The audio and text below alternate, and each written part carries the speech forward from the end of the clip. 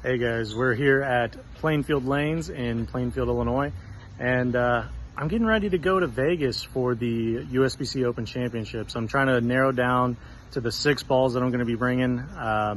No plastic ball this year, so 6 balls that I actually think are going to be useful, trying to get me to have the most shapes that I can while also creating some scores out there, because they seem pretty scoreable this year. So we're going to get into it and try to figure out which 6 I'm taking. I think I got it figured out pretty close already, but I'll show you guys a couple shots and then talk about why I'm going to be bringing them and what I think they're going to be useful for. So maybe it'll help you guys out if you're going to be going or your next tournament.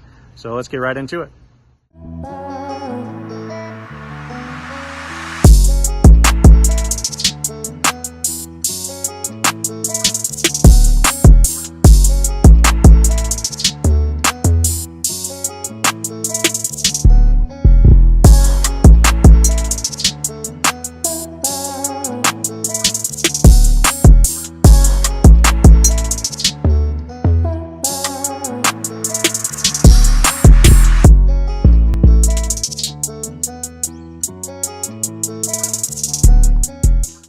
All right, guys, so first ball out of the bag is going to be the Proton Physics.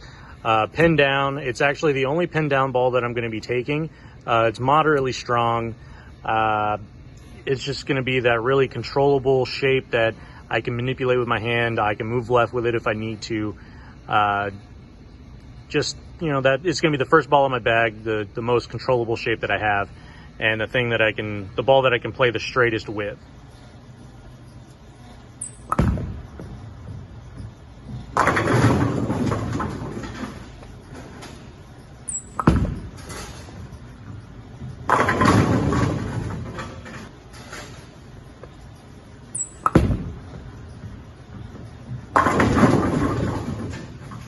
Next in the lineup is going to be the old trusty Phaze II.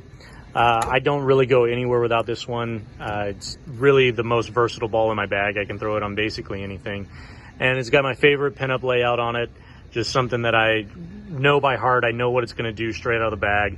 I might hit it with a little surface. It's a little glossy right now. I've thrown it a bunch. But I know exactly what it's going to do. It's definitely my benchmark ball for when I'm confused or if I'm just kind of guessing or looking.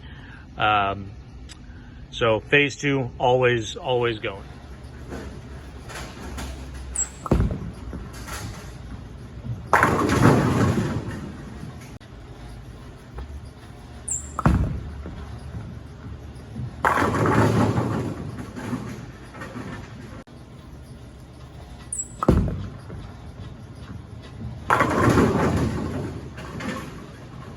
Next up is going to be the Code Black.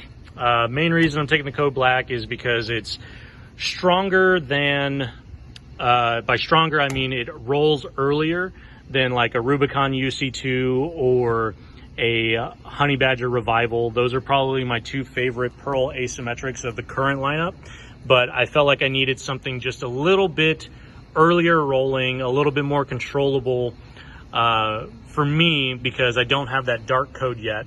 Or the UFO alert.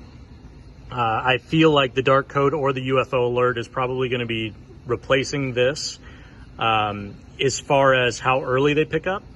So for me right now, Code Black is going to be the step down from the Proton if the symmetrical options do not work.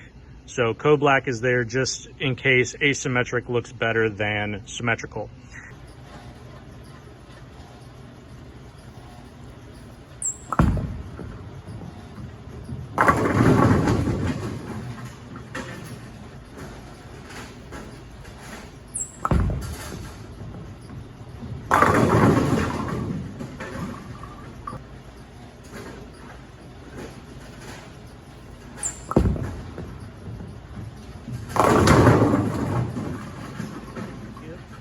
My favorite ball in the lineup right now that is not a Phaze II is going to be a Zen.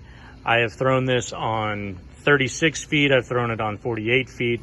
This is by far one of the more versatile Pearl symmetricals that I've thrown since like an Idol Pearl or a Marvel Pearl. I feel like those are very comparable. This ball is great on just about everything. So definitely going to be the next step down from the Phaze II. I think that this actually complements the Phaze II really, really well as far as how they want to read the lane, front to back and left to right. So I think that this is a no-brainer when I'm taking the Phaze II.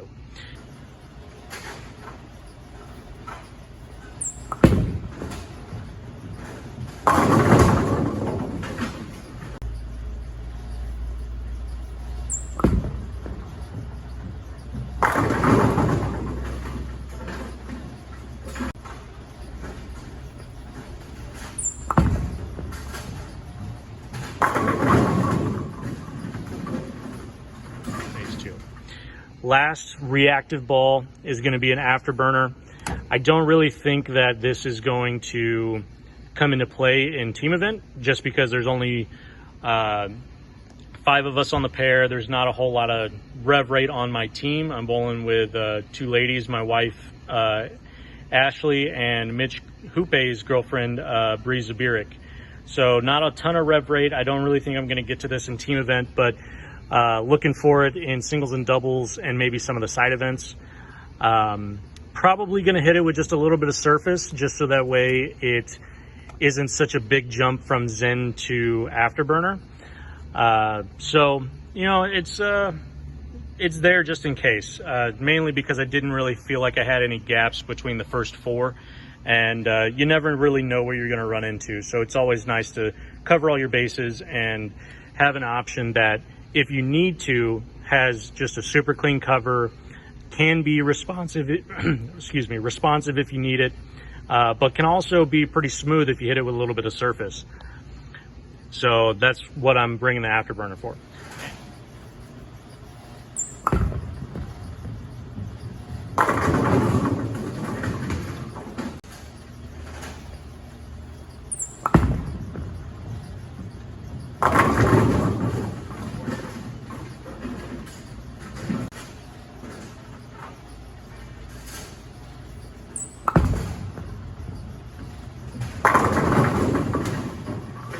And lastly is the fast pitch. I don't really think I'm going to be throwing this too much on team event. Maybe just to break down the pair a little bit.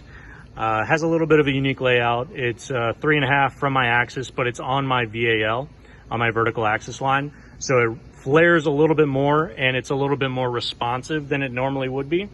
But I'm really bringing that for the Bowler's Journal or the BTM. Not really going to be planning on throwing it in team event too much, except for spares. All right, so the last ball is the fast pitch. Everyone knows what that's going to do. Not really going to show you a urethane ball striking, but I will show you what my urethane ball is going to be doing out at USBCs.